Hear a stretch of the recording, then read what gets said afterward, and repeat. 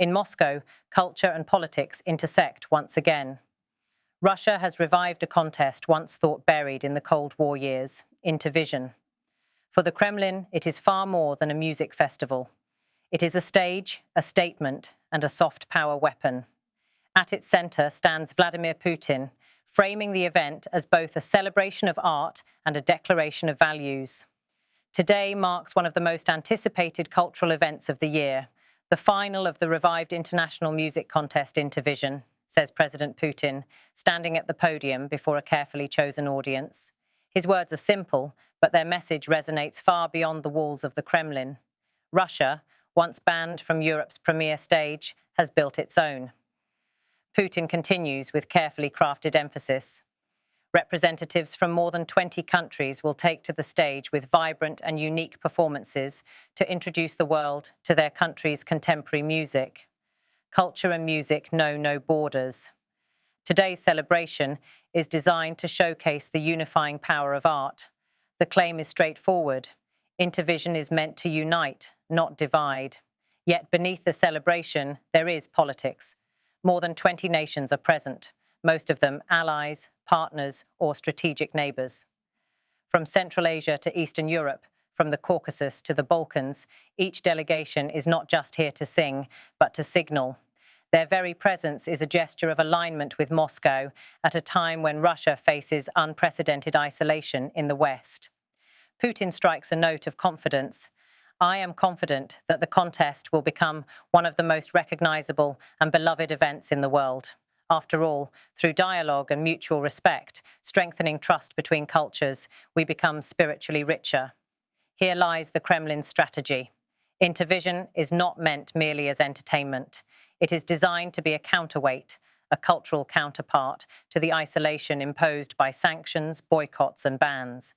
It is soft power dressed as a song contest, where every lyric doubles as diplomacy. And then Putin delivers the line that defines the night.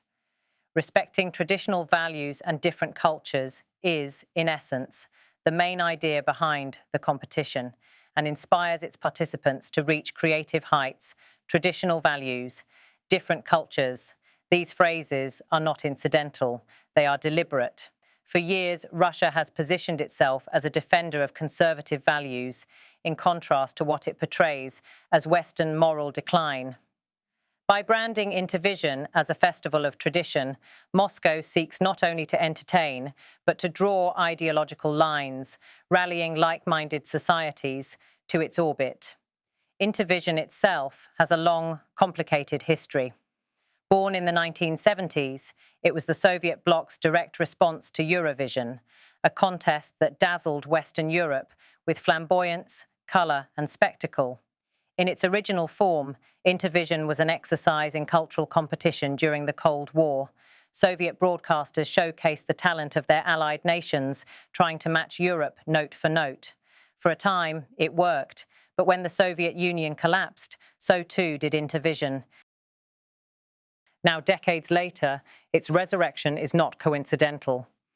Eurovision expelled Russia in 2022 following the invasion of Ukraine, a symbolic cultural ban that stung as much as any political sanction.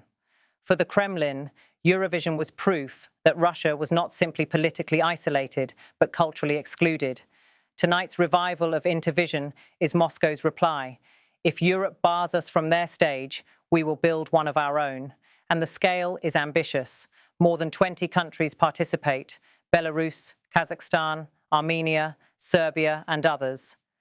Many are nations where Moscow's political influence runs deep. Others are balancing acts, straddling relationships between East and West. But on this stage, the alignment is clear. Each flag raised, each song performed, becomes a visible endorsement that Russia still has partners willing to stand by its side. To supporters, this is cultural diplomacy at its finest, a unifying celebration of music and diversity. To critics, it is propaganda dressed in song, a showcase designed to mask political isolation.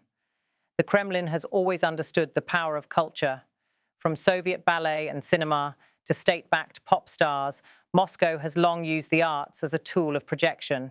Intervision is simply the latest instrument, a platform where the Kremlin writes the score and the world, or at least part of it, is invited to sing along. The contrast with Eurovision could not be sharper. Eurovision, flamboyant and often political, is a celebration of diversity, liberalism, and sometimes controversy. Russia once played along, even winning in 2008 with Dima Bilan. But as Moscow shifted toward authoritarianism, the tensions grew. Eurovision became increasingly critical of Russia, and Russia increasingly critical of Eurovision. By the time of the invasion of Ukraine, the break was complete. Intervision flips that narrative. It is designed not to celebrate the breaking of cultural boundaries, but to reinforce them. Where Eurovision embraces LGBTQ rights, Intervision emphasizes family and tradition. Where Eurovision highlights political satire and protest, Intervision demands harmony and respect. Where Europe imposes liberal values, Russia claims to safeguard conservative ones. For participants, the stakes are complicated. Many see it as an opportunity to perform on an international stage. For young artists from Belarus or Kazakhstan, this may be their best chance to gain exposure. Yet participation carries political weight. To share the stage under the Kremlin's spotlight is, intentionally or not, an act of alignment. Still, for Moscow's allies, the symbolism matters. Belarus sees Intervision as another arena to stand shoulder to shoulder with Russia. Kazakhstan frames its participation as a gesture of regional solidarity. Serbia, caught between Brussels and Moscow, uses it to maintain cultural bridges without fully turning its back on the West. As the night progresses, performances light up the stage. Folk melodies blend with pop beats. Traditional costumes mix with modern choreography. For the audience, it is entertainment. For the Kremlin, it is evidence. Every cheer, every handshake, every performance becomes proof that Russia is not alone, that isolation is incomplete, that Moscow can still convene a coalition through culture. And behind it all, Putin watches, applauds, and smiles. His vision is clear. Intervision is not just a song contest. It is a mirror of Russia's foreign policy, a platform to counter Western influence, a theatre to showcase allies, and a pulpit to preach values. Whether Intervision becomes globally beloved, as Putin predicts, remains uncertain. Its reach will likely be limited compared to Eurovision's massive audience, but in the Kremlin's eyes, success is not measured by ratings alone. It is measured by symbolism. By proving that Russia can create, host, and attract, Intervision becomes more than a festival. It becomes an act of defiance. This is why every word Putin delivers carries weight. When he insists that culture knows no borders, he is not merely praising music. He is undermining the very isolation that sanctions attempt to enforce. When he speaks of respect between cultures, he is calling for alliances beyond Europe and the West. And when he invokes traditional values, he is making a pitch, not just to his people, but to societies across Asia, Africa, and Latin America that share skepticism toward Western liberalism. As the final songs echo through the hall and the contest crowns its winners, the message remains unmistakable.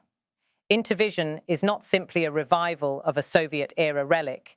It is a cultural counter-offensive, crafted to remind the world that Russia still has a voice, still has allies, and still has an ideology to promote. In the Kremlin's eyes, Intervision embodies a simple but potent truth. Music is never just music. It is diplomacy. It is ideology. It is statecraft. And tonight, under the lights of Moscow, it is Russia's answer to exclusion. For Putin, Intervision represents continuity, the ability to turn even cultural events into instruments of foreign policy. For his critics, it is proof of propaganda's reach.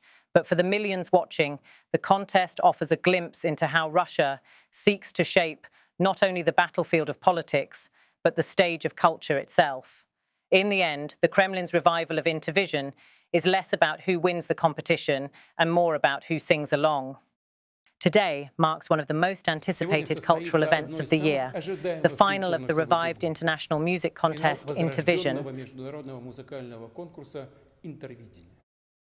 Representatives from more than 20 countries will take to the stage with vibrant and unique performances to introduce the world to their country's contemporary music. Culture and music know no borders. Today's celebration is designed to showcase the unifying power of art. Сегодняшний праздник призван показать объединяющую силу искусства. I am confident that the contest will become one of the most recognizable and beloved events in the world. After all, through dialogue and mutual respect, strengthening trust between cultures, we become spiritually richer. Respecting traditional values and different cultures is, in essence, the main idea behind the competition and inspires its participants to reach creative heights.